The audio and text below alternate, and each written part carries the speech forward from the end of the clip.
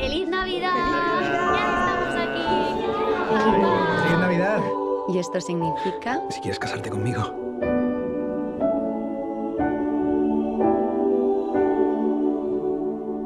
¿A dónde vais? Subimos al Balandrao. Igual luego nos vemos allí. El que pierda se come las noches de los niños llorando durante un mes. ¡Corre, corre, corre! ¡Ay, ay, ay! ay.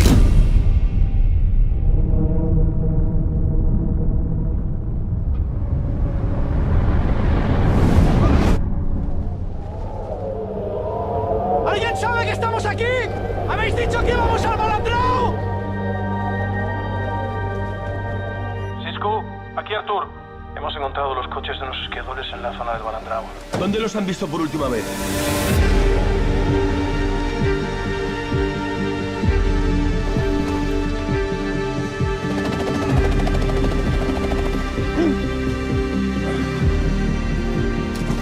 Hay que seguir buscando el grupo de 5 aquí. ¡Sondamos!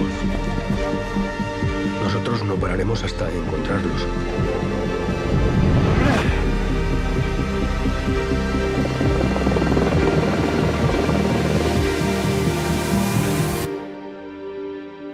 Es que mi hijo está vivo.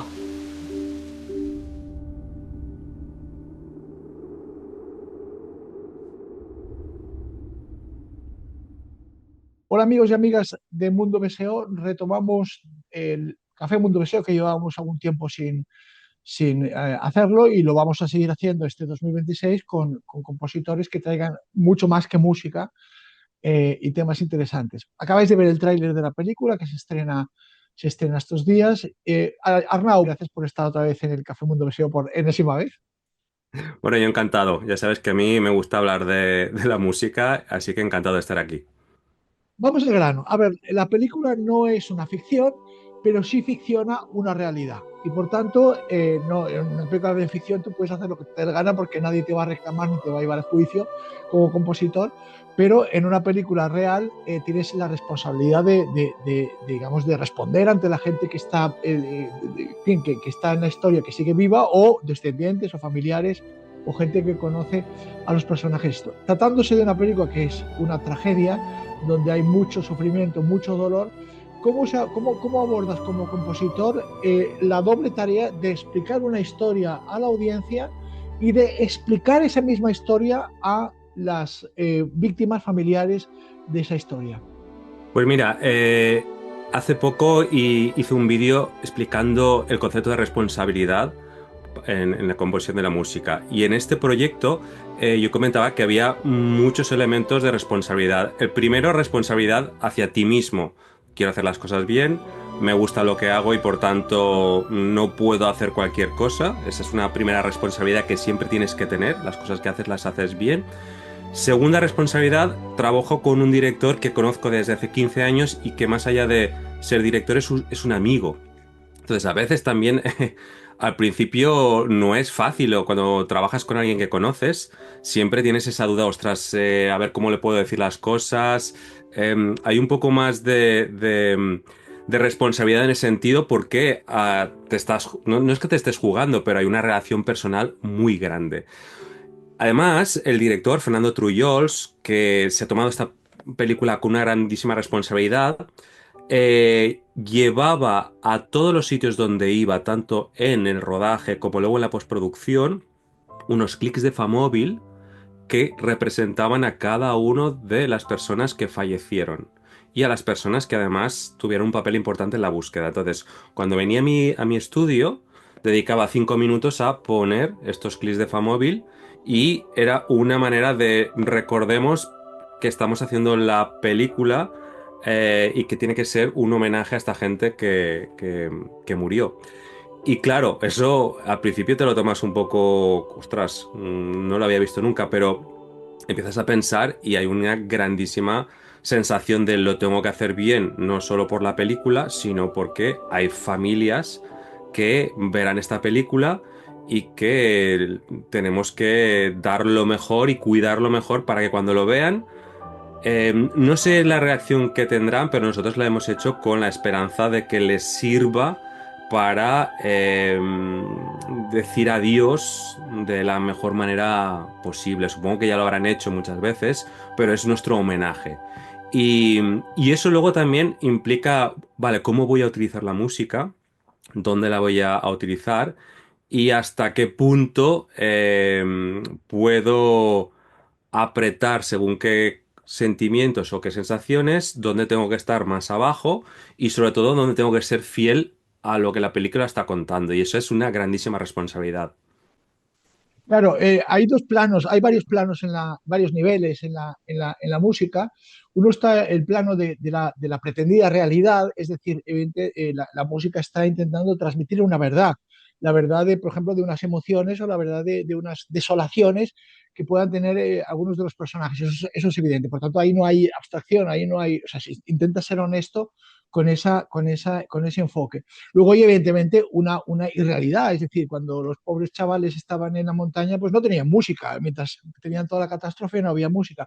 Y por tanto esa música es evidente que está para crear una ficción, para crear una dramaturgia, calar evidentemente a la audiencia. ¿Vale?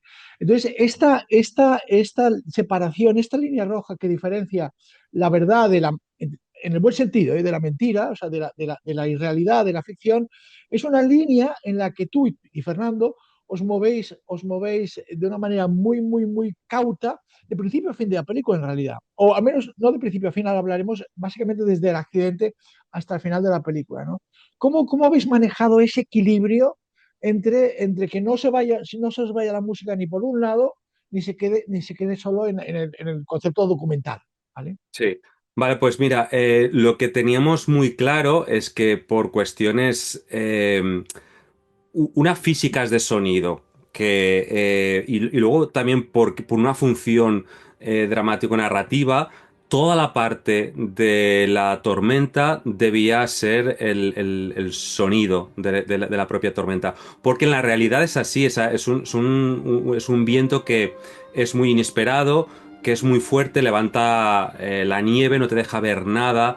Y es una manera de que entres dentro de la dureza. Venimos de una primera presentación de los personajes, pues bastante hacia arriba y bastante señalando el tipo de personajes que era, porque eso también es una cosa que Fernando insistía, es que esta película, aunque es un drama, esta gente se iba a la montaña y era gente que vivía feliz yéndose a la montaña y hacía cosas porque sí, porque tenía un cierto toque, no naif, pero sí como muy bucólico. Y es interesante porque esto se planta aquí y luego lo volvemos a retomar más adelante, pero totalmente cambiado, y una situación que es un poco la contraria del principio. Y mientras hemos dejado una burbuja de sonido y de efectos especiales que es la tormenta, que dura casi 20 minutos. Pero no es así, Arnau, al menos el recuerdo que yo tengo de la película. Sí, vamos a hablar, ahora vamos a centrarnos de las tres partes de la película, en la parte, digamos, del accidente, ¿vale? No son tres partes de igual duración, la primera es más corta, la segunda más larga y la tercera es más larga todavía. En la tormenta efectivamente están los efectos sonoros, pero también hay música. En un momento dado hay espacios donde tú arañas, por alguna razón de la que hablaremos, arañas el espacio en esa competencia sonora porque quieres decir algo, porque si no, no estarías ahí. Evidentemente no hace falta la música, es que los efectos sonoros, que quien haya sido responsable de un magnífico trabajo de inversión, pero evidentemente es lo que tú dices, evidentemente, en fin, lo que tiene que protagonizar ahí en el espacio sonoro es los efectos sonoros, ¿no? Pero hay momentos donde la música araña, reclama un espacio en la montaña y le pide a la montaña, déjame hablar, ¿vale? Déjame hablar. Sí. Y esos espacios a mí me parecen muy interesantes porque de alguna manera nos sacan de estar ahí rodeados de nieve y de viento y de pánico, y nos está contando algo esa música. Sí, no, la primera vez dejamos toda esa parte en silencio musical. Y cuando ya estaba toda la película hecha, toda la estructura, vimos que tal vez necesitaba algunos momentos para remarcar partes importantes para que el espectador, además de estar allí viviendo, entendiera cuáles eran las consecuencias que tenía lo que estaba pasando. La primera es cuando ellos se dan cuenta que nadie sabe que estaban allí. ¿Quién sabe que estamos aquí? Nadie lo sabe. Entonces aquí lo que hace la música es un poco marcar su soledad y nos ayuda también a conectar con la gente que los tiene que ir a buscar. Es una manera de conectar a los que están perdidos con lo que están buscando, porque esta es una película, yo creo que más, bueno, no sé si más, pero es una película también de la gente que está buscando. En una desgracia tenemos a las víctimas y inmediatamente tenemos a la gente que quiere ayudar a esas víctimas. Y esta es una película que se mueve muchas veces entre los dos ámbitos. Y esos fueron los momentos donde se puso pequeños fragmentos musicales que son las mismas ideas musicales, es decir, es básicamente una misma idea puesta en diversos sitios, tiene una continuidad y además va un poco increciendo. Y luego, además, esa pulsación la va a compartir la gente que está buscando a los desaparecidos. Y la audiencia, porque esa música son como unas ventanas que se abren entre toda la tormenta para que también la audiencia entre. Hay 3 partes en la película, la de la presentación, la de la tormenta, la de la catástrofe y luego toda la parte del rescate y de la búsqueda. Y efectivamente, tal y como dices, esto lo digo yo. La primera parte es cursi. O sea, es una parte, no es que sea azucarada y en fin, no, pero es lo que tú dices, presentar a unos personajes muy, en fin, lo que en Cataluña llamamos los cumbayás, ¿sabes? O sea, personajes así como todos muy feliz, todos muy guay, todos muy chiripitifláutico, los mayores lo entenderán lo que quiero decir. Pero resulta que esa música, que es melosa, pues evidentemente es muy bonita y muy esto, luego es la que nos sirve a la película para contar el reverso de esa música. Entonces es una simetría asimétrica, pero brutal. ¿Por qué? Porque nos muestra los dos lados de la vida, personificados en esta gente, a través de la música. Pues mira, yo creo que fue la clave, o sea, cuando haces una película, un proyecto, y dices, creo que tenemos algo que puede ser interesante. Y sucedió cuando estaba afrontando la primera vez que vemos que los familiares están esperando a que les den noticias y aparecen los primeros cadáveres. Entonces, ahí claro, hay 2 opciones: irte por la parte muy dramática y potenciar todo el dramatismo que significa ver un cadáver, pero a mí me llamaba mucho la atención lo bien, o sea, yo lo vi y dijo, esto está muy bien actuado, o a mí me está transmitiendo ya una grandísima fuerza.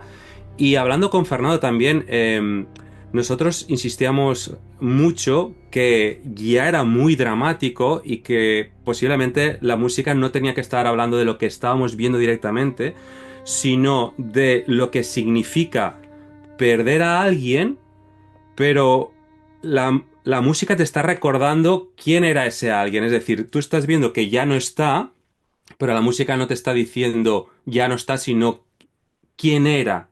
Entonces, por eso la idea de poner la música de la celebración, que es la misma música, lo que pasa que sí que está estirada, está adaptada, está vaciada, está desnudada, es la misma música que escuchamos en el villancico, donde estamos viendo que es una escena familiar de Navidad, pues eso, se está leyendo un poema y es todo súper mega perfecto.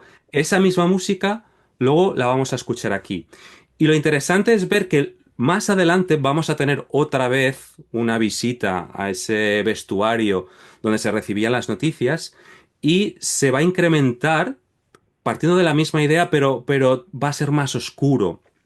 Es la misma idea, pero esta vez más oscura. ¿Por qué? Porque nosotros ya hemos visto una primera vez cómo funciona esto y luego ya los familiares ya sabían que cuando entraba este hombre nada bueno iba a suceder. Entonces es el mismo tema, mucho más oscuro. Y luego este tema va a continuar en toda la parte final y va a ser el tema que al final vamos a escuchar igual en los títulos de crédito, donde se acompaña a las fotos y los vídeos reales de la gente que participó en el rescate.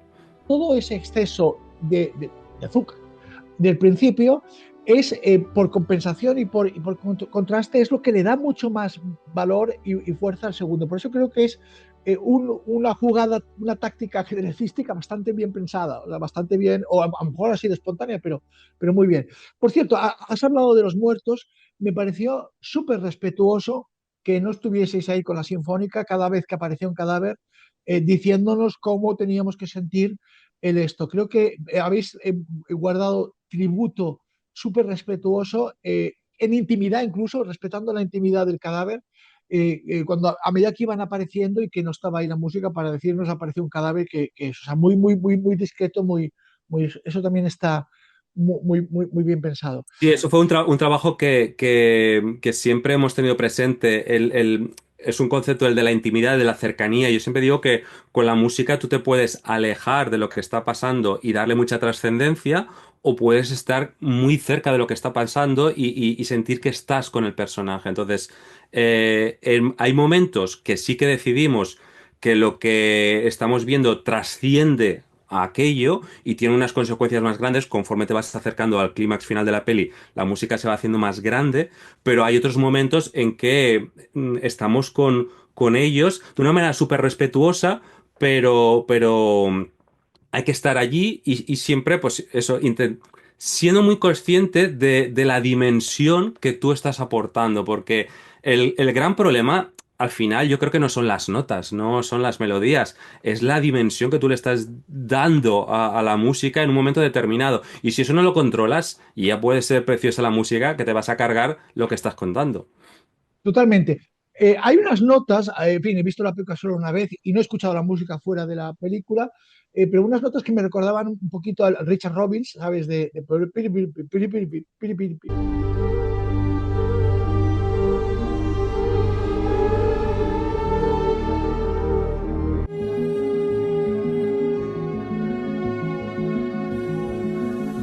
Son esas notas que son como muy loop, o sea, que se repite, que no va a ninguna parte, que es como una cosa que es como muy agobiante, ¿vale? No recuerdo exactamente en qué partes de la película aparecen, pero van apareciendo por ahí. ¿Qué eran esas notas? Sí, mira, hay un elemento que es una capa de un poco de suciedad armónica que para mí partían del concepto del aire, ¿no? De la naturaleza. Entonces, son juegos muy irregulares, porque no son regulares, son bastante orgánicos, y ya los escribí para que no tuvieran una pulsación, y son los vientos. Hay dos clarinetes y dos flautas que están jugando básicamente con dos notas, con un sol y un la, pero cada uno lo hace en un momento determinado, y entonces crea una sensación de textura, de movimiento orgánico que acompaña a esto, la persona que está allí en medio de la naturaleza, pues toda esa parte más, el frío, el viento, la nieve, esa parte un poco más oscura, pero sin llegar a ser algo súper dramático. Es simplemente una capa de grano.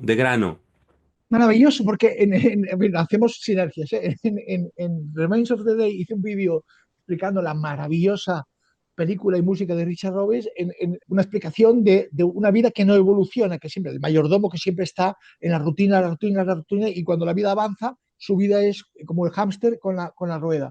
Y en este caso, a mí me funcionaba, insisto, habiendo visto solo una vez, como si fuese la voz de la montaña, como diciendo, de aquí no vais a salir. O sea, Sí, esto de aquí no salís. sí, Es eso. De hecho, por cierto, hay partes en la película antes del accidente que me dio la sensación de que la montaña estaba hablando también. Había una música.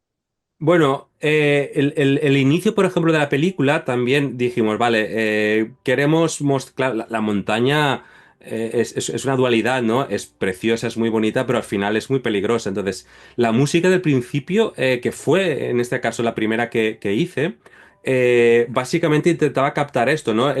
Como el respeto por la grandeza que tiene la montaña desde una parte bonita de contemplación, ya casi como qué pequeños somos nosotros como humanos cuando vamos a un pico como este. Y esa es una idea que luego desenlaza poco a poco, se va como retorciendo, y es la que desemboca en el momento de la tempestad. Pero es la misma idea que básicamente va transformándose. Hablamos de los distintos niveles. Hay otro gran doble nivel en la película, que es la música, que es orgánica, que está, o sea, tú y Fernando Trujillo dentro de la película, y cuando salís de la película y utilizáis la música para dar un mensaje desde fuera de la película, como una voz en off, desde fuera de la película, de tributo, evidentemente, de homenaje y de afecto, un poco como un mensaje final, como una coda final, una coda final de que hacéis tú y Fernando. Esa declaración final vuestra es realmente preciosa, es realmente hermosa y muy, muy respetuosa. Cuando estábamos trabajando, yo sabía si la música funcionaba o no, porque era como la prueba del algodón. Fernando estaba aquí en mi estudio y si no lloraba, no habíamos llegado. Es decir, lloraba literalmente las primeras veces cuando ponía la música. Se hacía un silencio y veías que le estaba cayendo la lágrima y yo decía, vale, creo que por aquí vamos bien. Entonces, el final, recogemos todo el material que hemos ido utilizando en la película, lo vaciamos, tiene más presencia el coro, que esa es otra, ¿no? Vale, queremos un coro, pero ¿dónde lo vamos a poner? Yo siempre decía, por favor, vamos a ser muy cautos porque si no, esto se nos puede ir de madre. Entonces, el coro aparece al principio de la película y ya no vuelve a aparecer hasta finales de la película. Y es la misma música, pero mucho más pequeña. El momento final es solo piano y coro. Y es el momento en que se acompaña a el superviviente que hubo, que 15 años después acabó de subir al Balandrau. Es una manera de no solo darle un homenaje, sino intentar... Fernando hablaba mucho de... Hay un elemento casi religioso, místico, de... Te pueden pasar cosas y las puedes intentar racionalizar, pero a veces no hay otra solución que ir un poco más allá y pensar en elementos que la ciencia o la razón no te explica, pero que necesitas para entender y sobrellevar dramas que son muy grandes. Entonces, esta era un poco la idea. Ha pasado todo esto, pero nosotros vamos a intentar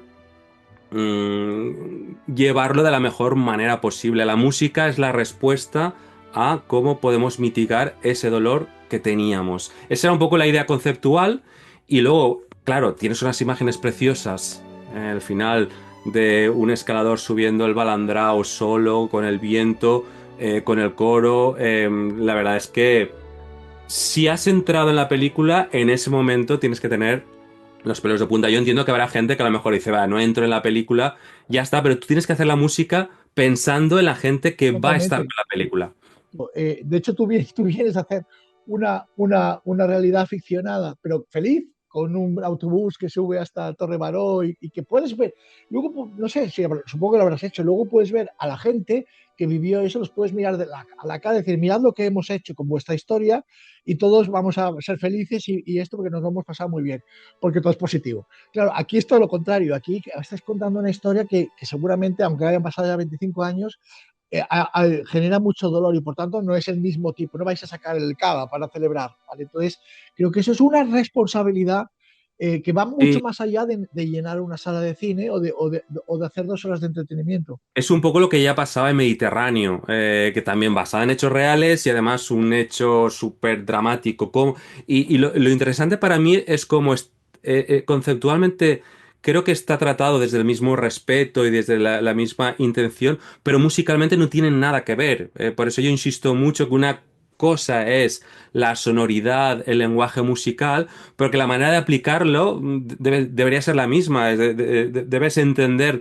la película como un todo y las músicas no son aisladas entre ellas, forman parte es como si fuera una construcción de Lego, forman parte, cada música individual, de lo que tú quieres construir. Y eso es independiente de si haces una banda sonora como Mediterráneo, que es más de texturas, no tiene melodías, o una banda sonora más melódica y más orquestal como pueda ser Balandrau, pasando por el 47, que es lo mismo, pero también con una sonoridad totalmente diferente. Al final es entender la historia que se está contando, cómo se está contando y tú como compositor, cómo puedes ayudar a que eso llegue a buen puerto.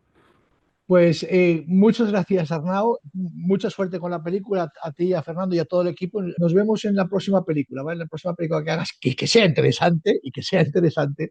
Esperemos. Hablaremos sobre ella, ¿vale? Muchas gracias. Muchas gracias. Muchas gracias. Un fuerte abrazo, hasta luego.